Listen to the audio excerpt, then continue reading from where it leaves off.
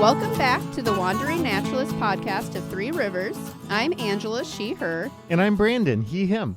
So we've been exploring this whole turtle research facet from the Minnesota Zoo to the St. Olaf College. And this is a guest that I'm super excited about because it has been on my list to reach out and connect with, but life gets really busy, and has roots back to Minnesota and Three Rivers specifically with turtle research. So I want to get right into it. Welcome, Jeanine. Can you introduce yourself and explain a little bit about what your career is? Yeah, so I'm Jeanine Refsnider. I actually grew up in Coon Rapids, Minnesota, and I went to the University of Minnesota Morris. So shout out to the U of M system. And I got my master's degree at the University of Minnesota in the Twin Cities in conservation biology. And for my master's research, I worked on Blanding's turtles at Murphy-Hanrahan Park, which is one of the Three Rivers parks, as everybody knows. And so that was really where I got my start as like an official kind of herpetologist. And I've kind of moved around and been in different states since then and done lots of different work on different species, a lot of turtle species, and kind of took a while, but eventually I got a faculty position. So I'm now an associate professor in environmental sciences at the University of Toledo. And my research lab still does a lot of work on turtles, not Blanding's turtles so much anymore, but turtles kind of in our local Ohio and Michigan populations. So were you always curious about wildlife and turtles? Again, I love sharing and comparing these stories. So I'm curious if you frequented Murphy beforehand or if turtles were of interest or that was something that came along later. Yeah, I guess I would say not turtles specifically, but I was always really interested in reptiles. Probably snakes more were my early interest. Like I saved up my allowance when I was a kid and bought a pet snake. What was your first snake? What was it, a pet? What? It was a fox snake. Okay. And I had him for like 20 years. He lived a really long time. He was very nice. So I was always interested in reptiles, and I liked research, wildlife research, but I didn't really know what I wanted to do exactly for a career. And at the University of Minnesota Morris, it was a very small school with only a few biology professors, but we had a herpetologist, Dr. David Hoppy. And so I took his herpetology class and kind of realized, oh, wow, like you could do this as a job. And so I think I was really lucky in that there are not that many herpetologists out there at universities, one every 5 or 6 universities. And so I was really lucky to get to take his class and kind of learn all these open questions in herpetology, and decided that was kind of what I wanted to do research-wise. And I still didn't really know what I wanted to do as a career. Like, did I want to be sort of an agency scientist? I wasn't really thinking along the lines of being a professor. But I did get a chance to do a summer research program. The National Science Foundation has a program called the Research Experience for Undergraduates program, where different universities will host, if they get this RU grant, they'll host usually 10 undergrads per summer to come and do research somewhat under the guidance of a graduate student or a professor. And so I worked at a biological station in Virginia, Mountain Lake Biological Station, which is run by the University of Virginia. And I got to work with a graduate student there and her graduate advisor and do kind of like a mini thesis project. And So I got to hear a lot about what graduate school was and, what research in academia was like. And then I kind of decided, well, that's maybe the path I want to pursue. So I eventually got a master's degree and then took some time off in between and then went back for a PhD. So like I said, it took a while, but I eventually made it through all of, graduate school and postdoctoral fellowship and then got a faculty position. And loving it now, right? Like no regrets. Yes. Worth it. So can Yes. we, for those, you mentioned you're from Coon Rapids. I know your parents, they come and volunteer. They come to seed collecting and other things. I was wondering if it was the same. It is the same. So, yeah. Okay, I'm like, they're at Eastman all the time, and the name is so familiar. Okay. That is why now you have met Jeanine. That's awesome. So how did this turn into Blanding's Turtles at Murphy? I guess I was just looking for a project on a species of conservation concern somewhat locally. I didn't really have any research funding for my master's research. And so I was looking for something that I could do relatively inexpensively, which meant not having to travel far away. And I knew Madeline Link, who was in the wildlife program at the time, had this Blanding's turtle tracking that she was doing. And so I got in touch with her. And we didn't live close to Murphy Hanrahan. We lived much closer to Elm Creek Park. And so it was a bit of a trek to get down to Murphy all the time to do the telemetry. So I hadn't grown up spending much time at Murphy, and I got to know it really, really well doing the Blanding's turtle work. And so that was just where the big population was. And so that was where I kind of got started. Yeah, no, it is interesting. because I think your parents, Maureen and Ron, right? Mm-hmm. Yeah. They have turtles at Elm Creek, I think, that have followed and named. Yes. So what was your initial, like you met Madeline, you got into Blanding's turtles. Was this your first time kind of learning and working with Blanding's? It had to have It been. was. Yeah, my first time really working with turtles at all. I had previously worked on like salamanders and things. So we were radio tracking a bunch of female turtles, especially during the nesting season, to try to find their nests. And the original purpose of the program that Madeline had kind of started was to increase survivorship of the eggs, right? And so those turtles, a lot of them nested in good locations, like out in burned prairies or natural habitat. But there were quite a few who liked to nest either in road shoulders Yes. or in the middle of gravel trails. Yes. And so those nests were not going to survive. And so the point was to radio track the females, and for the nests that were constructed in places that would probably not survive, we would collect the eggs and incubate them and head start the hatchlings. And that was to increase recruitment into the population. And so that was kind of the overall point of the program. And I got really interested in just kind of like, where were they going to nest? Why were they traveling so far? And some turtles seem to go through perfectly good nesting habitat, what looked to me like perfectly good habitat, and nest much farther away. And it was kind of exploring the spatial ecology of where they were going and what they were passing through and the habitat that they were using on the way, especially if they would spend, 2 weeks traveling from their home wetland to a nesting site and back again. What were they using in the meantime? So that was really kind of the stuff that I was interested in as part of this larger nest protection program. And what's surprised? I mean, I think at least 3 different papers came from this. If I have them written down somewhere. So for people that are interested, we'll definitely share those. I'm kind of curious, though, from your standpoint, like what was the most interesting or fascinating thing that kind of came out of that work for you? So I ended up, the lab that I was in as a master's student did a lot of genetic analysis. They actually worked a lot on fish, but we had another student who was doing genetics of turtles. And so he helped me out. This is Tony Gamble. He helped me out with some genetic work on the Blanding's turtles.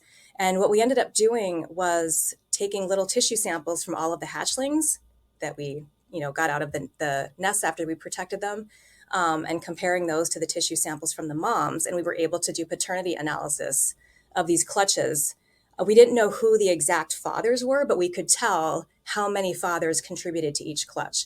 And we found that a lot of the nests had 2 or even 3 fathers contribute to the paternity of the hatchlings. And so I thought that was really interesting, that it seemed that one of the ways that this species increases its genetic variation is by having multiple paternity within clutches, because that just mixes up the combinations of genes that the hatchlings get.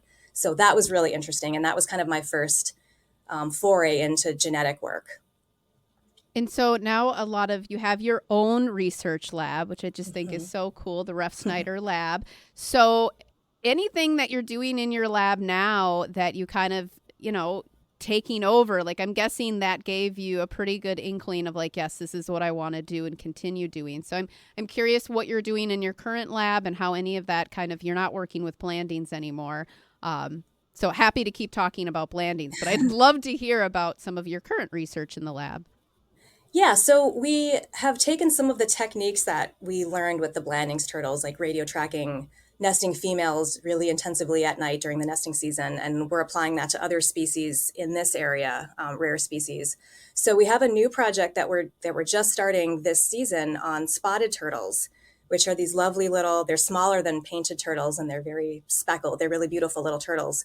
And they're very rare. They're a candidate for federal listing because they are specialists of like fen habitats and flooded grasslands, which is very specialized and very endangered as a habitat. And so we have a few populations of spotted turtles kind of scattered around in northern Ohio and southern Michigan, of these like remnant native flooded wetlands and fens. And some of them still have spotted turtle populations. And the spotted turtles are really kind of unique in, even though they're pretty closely related to a lot of the other freshwater turtles around here. They don't travel very far. Like in their lifetime, they have very small home ranges. And even when they nest, they don't travel from like their flooded prairie or their flooded fen habitat to some upland prairie. They basically nest in the same exact spot that they spend the rest of the year. So they will nest just like in a little mound of sphagnum moss, or sometimes in a hollowed out piece of rotten log. So the nests are really hard to find because there's no like sort of classic nesting habitat. But what that also means is that their predation rates are actually really low on their nests. So we've tracked them before and found that only about 6% of the nests of spotted turtles get eaten by predators, which is really amazing for freshwater turtles. Like that's extraordinarily low predation rates. So that's very encouraging. Like they're very good at kind of having secret nest locations that are hidden from predators. But because they don't travel very far and they have very small home ranges, and they're in such specialized habitat, basically, if you can't protect the habitat where they currently live, they will go extinct. They're not going to colonize anything new. They're not going to travel to a site across the road if their current habitat is destroyed. So we really have to focus in on protecting them where they are. And so we're interested in kind of fine scale mapping of the sites where they nest within their larger habitat. And then also we're trying to record the temperatures within the nesting habitat. So what is the temperature in like a sphagnum bog versus a rotten log versus like a clump of grass? And what is the temperature in those nest sites that they use and other sites that they don't use? And then you can kind of map across like a habitat what the thermal conditions are in nest sites and non-nest sites, and then kind of predict what would the sex ratio be of a nest in any given point. And then on top of that, what are the turtles choosing to use and what are they choosing not to use? And that gives us kind of an idea of like, this is the kind of habitat or the microhabitat that they like for nests. And this is the habitat that produces males. This is the habitat that produces females. And hopefully this would allow managers to maybe artificially install some nesting habitat that is preferred by the turtles and that also produces both males and females. So if they really like, rotten logs, for example, that's somewhat easy to put out in a habitat so that it's available to them, as opposed to trying to like entirely create new, flooded grassland habitats for this species. Can you briefly explain what a fen is? Yeah, it's where we work, it's kind of a hard bottomed wetland. So it's not like a pond where you step in the bottom and it's all squishy. It's like a hard bottom. And it holds water for part of the year, but not necessarily all of the year. It's usually pretty dry by like late summer. And it's the sites here where these turtles live, they usually dry out toward the end of summer, and then the turtles essentially estivate. Like they don't, it's like hibernation, but they do it in the summer, and they just kind of wedge themselves under some grassy tussocks in the middle of this flooded prairie, and you don't see them for 6 months of the year. Huh, wow. So they're really hard to study. If we weren't radio tracking them, you'd only see them for like a month or two of the whole year, and that would be it. Yeah, and we do have fens in Minnesota. They're fantastic. There's not They're very cool. There's super cool habitats, lots of cool plants and things in them. I've been able to go in some pretty cool fens for dragonfly stuff. But yeah, very sensitive. So it's not like we want tons of people out traipsing around in fens, because there's typically sensitive species there. So again, we kind of been talking about climate change pretty frequently in this, but I'm guessing there's other pressures and other impacts on turtles. And I know we talked about this a little bit with Trisha too, but like sublethal impacts that maybe are affecting turtles. It's not killing them right in that moment, but maybe there's other things that are human induced that are causing some threats to turtles. Yeah. So we have gotten, in my lab, we've gotten into measures of health in individuals. And that's exactly what it looks at. It's not looking at, mortality rates. It's looking at sort of sublethal impacts that might make you a little bit sick or a little bit less able to reproduce or reproduce, produce fewer eggs or fewer offspring, because there's environmental impacts that are just lowering your health. And so we've been looking at health metrics in different species. And some of the stuff that we've looked at around here, in Lake Erie, we have these harmful algal blooms that happen every late summer and fall. And that's because Lake Erie has a huge watershed that is extensively agricultural. And so all of the nutrients and fertilizers and things that get put on the agricultural fields eventually make their way into Lake Erie and fertilize algae, blue-green algae. And toward mid to late summer, we get these giant algal blooms of cyanobacteria. And typically the species that we get these blooms forming from in Lake Erie are toxic species. So they produce a liver toxin called microcystin. And we have, this happens every year. It's been getting worse for the last decade or so. And there's lots of wildlife in Lake Erie, despite these toxic algal blooms every year. And so we were interested in seeing, like, what are the impacts of these blooms on, reptiles and amphibians and birds who live in or along the edges of Lake Erie. And so we did a study a few years ago where we sampled 2 species of common wetland songbirds and painted turtles and northern water snakes from an area that experiences actually year-round toxic algal blooms. This is an artificial lake that has very shallow bottom, and so it doesn't have the normal turnover. And so these algal blooms last year-round, including over the winter. So we compared animals from that harmful algal bloom lake to a control wetland that didn't have any kind of algal bloom. And we found that in the turtles, their immune functioning was actually quite a bit lower in the wetland that experienced harmful algal blooms than the control unaffected wetland. So we weren't finding dead turtles, like the algal blooms weren't killing them, but their health was worse. They just had lower immune activity in the harmful algal bloom wetland. So that's suggesting that these toxins, while they may not be killing the turtles directly, are having some impacts on their health and perhaps decreasing their reproductive output. And so that's not good, even for a common population, a common species like the painted turtle. Right. So sublethal, again, is along the lines of, like, it's going to take multiple stresses that could eventually affect its mortality. Right. And you're not seeing, like a large, like in winter, sometimes we get winter kill events, right, of fish or something. You don't see anything like that. So there's nothing obvious that you're having large die-offs of the animals. But if they're all in a little bit lower health than they should be, that will add up over time. And maybe reproduction is really, really dropping off, but you just might not notice that until it's too late. Anything else from your lab that you are excited to share, whether it might be about habitat changes or any other research that's kind of looking at how these turtles react to changes? I had a PhD student a few years ago who looked really extensively at the impacts of an oil spill that had happened 10 years earlier. And so he'd had really extensive data sets and mark recapture data and telemetry data on a population of northern map turtles in the Kalamazoo River in Michigan. And he found all kinds of really interesting sort of delayed impacts of that oil spill 10 years later. So he found that the sex ratio had shifted, that females seemed to be dying off later as a result of the oil spill. So the sublethal impacts were not immediately affecting them, but the females sort of a year or two later really seemed to have a die-off. He found a complete lack of recruitment for about 2 years right after the oil spill. So we had this like serious dip in the kind of life table of the population where there just weren't juveniles in the population who had hatched that year. We didn't see health impacts of turtles after 10 years, which was encouraging. But we also found, so I think Tricia was talking earlier about how turtles had this really incredible homing ability.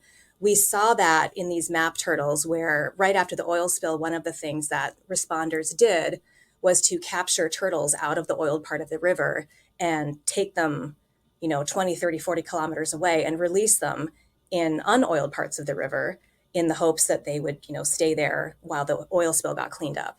And my student, Josh Otten, found that some of those turtles who had been translocated even like 70 kilometers away found their way back and were recaptured 10 years later at the exact same spot where they had originally been captured. So their homing ability is incredible. And they would go around and like stubborn. concrete spillways. Oh, yes, very stubborn. So yeah, translocating works great as long as you're okay with them coming back eventually, because they did. So that was really interesting. Like these turtles could travel very far and find their way home. That's amazing. Do you have any advice for listeners on things they can do to support turtles? Just the stuff that everybody already said, right? So people should, if you find turtles crossing the road, right, kind of help them across, or at least prevent other people from hitting them.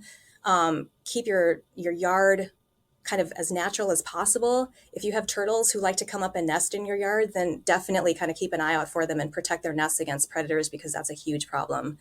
And it's very helpful to have a variety of kind of nesting habitat for them to choose from. And I don't mean like open habitat and closed habitat, but within an open habitat, have a little bit of variation, like maybe slightly shadier areas, slightly more open or sandy areas, so that in an especially warm year, turtles have a little bit of a cooler site to choose from within that larger nesting area, so they can keep producing the cooler sex, even if it's a really warm year.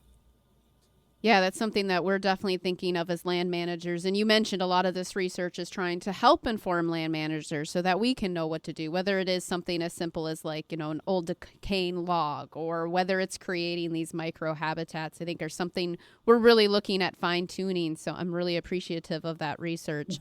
So we're running out of time. Any inspirational words for those that are looking to become a scientist and do, research and conservation work? Yeah, definitely seek out opportunities to volunteer early. If you can show that you've done some field work and that you like field work, then you really open doors for yourself later on in getting positions, because people know that you've had experience in something that maybe isn't for everybody. And so that will help you get jobs as a field tech as during college, and then get a graduate position later. Yeah, and I just want to say thank you. It's always so amazing to see your name and everyone's names, all of the peoples that have helped work with the Blandings turtles in our parks, and I just feel very honored to be able to carry on that legacy and try to do my part of being a steward for those turtles. And it always makes me think is this a turtle that Jeanine followed, or because some of these turtles have been followed for 20 plus years. Yeah, so they're still doing the crossing the road like they're crazy, and in the road shoulder, driveway shoulder, and yep. I'm very thankful for my volunteer, Allison. I don't know if you ever got to work with Allison. Yes. She's still going. Awesome. So she devotes a whole week or more of her time during the turtle nesting season to be down there watching them. So that work that's great. It's still going on. The Blandings are still in good hands. So thank you for all your work that you did. Yeah, absolutely. I'm so glad it's being continued. Yes, we hope so. They got fancy GPS radios now since Nice. I've been talking to Trisha. So thank you so much. So thank you, Dr. Refsnider, for taking time with us. Your research is super impactful, and appreciate you for sharing everything. Brandon, anything out of our turtle research topics that surprised you or you didn't already know? Oh, so much. That's why I love science. I can't even. My there's brain. Always new things to learn. My brain is going to have to have some time to soak it all in. I think all the nestling stuff fascinates me. I just really want to know how they find water. I think that's amazing. I need to get this vocalization thing. Too. And I think if any of them were doing, Steve said the snappers are doing it, but I was thinking the soft shells, because they kind of all nest together. Well, are peanut turtles doing it too? I'm really curious now, and I'm also just have this image in my head of all the snappers all right, Thursday's the day, right? And then you've got Bob, and Bob was like, yeah, guys, Thursday doesn't work for me. We got to go Friday. I'm sorry. I'm at the top here, so I'm calling the shots. Yeah. I'm at the top of the nest. You down there, be quiet. Exploring the treks of turtles isn't always easy. Even for a species we all relate as being in the slow lane. But as we learned through these incredible researchers, it can be done, and there's still a lot to learn. Mm-hmm. So for a species that has been here since the dinosaurs, they seem pretty tough, right? But as we all know, things are changing quick. And what will that mean for our prehistoric friends that everyone seems to admire? All wildlife should have our respect, and would argue curiosity is more important, because to respect something, you have to sort of understand it. Absolutely. If you don't know what it is, you're not going to be able to connect with it. So how are they living in the same world we are? After spending many late nights out on the prairie with a Blandings turtle, following the same turtle for 10 plus years, they feel more like an old acquaintance or friend. Sure, Jeanine and others can relate to that. I don't see them very often, but I know that they're there.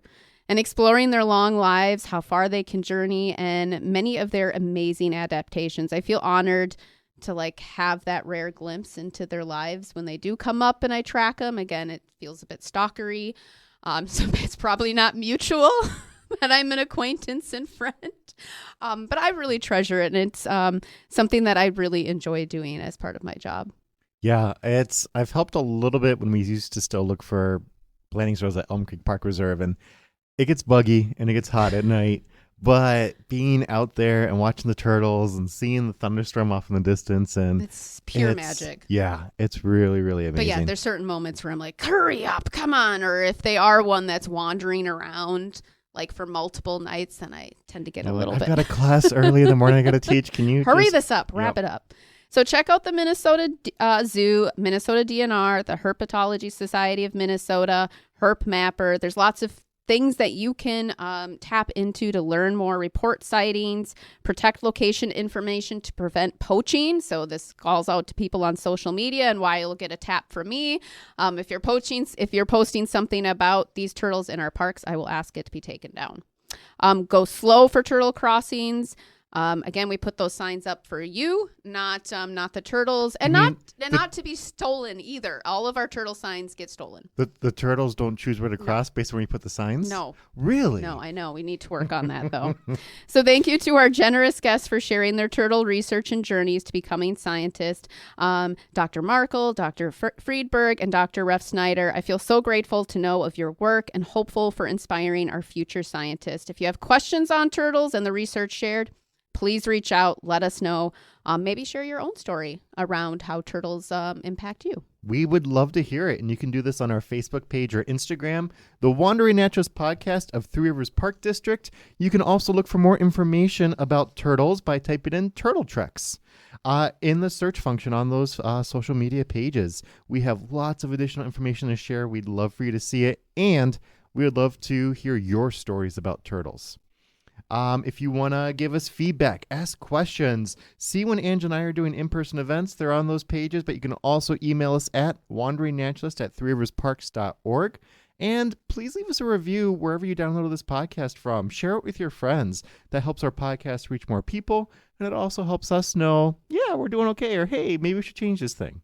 Maybe they don't like our nature word choice and they have a better one. I would love to hear nature word observations. That would be great. Or maybe somebody could even make a list of all the nature words we've done over the years. Oh, yeah. We don't even have that. Yeah. So call out SOS. Someone please make that happen. Caruncle. Remember? Oh, there's the loon again. Caruncle, hey. Okay.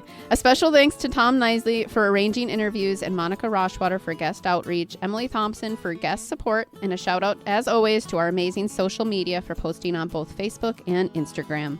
We hope you enjoyed learning with us today. Now that you know, what will you do in your wanderings?